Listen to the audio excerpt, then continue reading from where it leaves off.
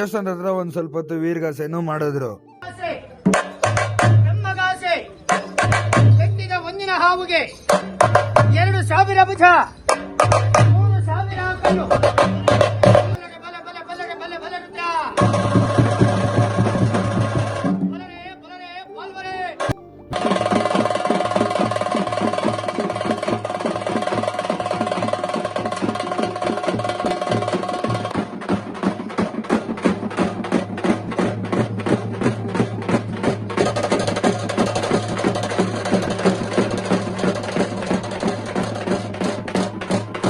ವೀರಗಾಸೆ ಎಲ್ಲ ಆದ್ಮೇಲೆ ಬಸವಣ್ಣನಿಗೆ ಬೆಳ್ಳಿ ಕವಚ ಕುಂಡ್ರಸಕ್ಕೆ ಪೂಜೆ ಮಾಡ್ತಾ ಇದ್ರು.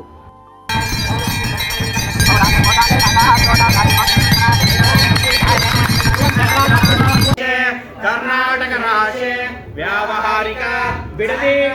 ಆಮೇಲೆ ಬಸವಣ್ಣನಿಗೆ ಮಹಾಮಂಗಳಾರತಿ ಮಾಡಕ್ ಸ್ಟಾರ್ಟ್ ಮಾಡಿದ್ರು.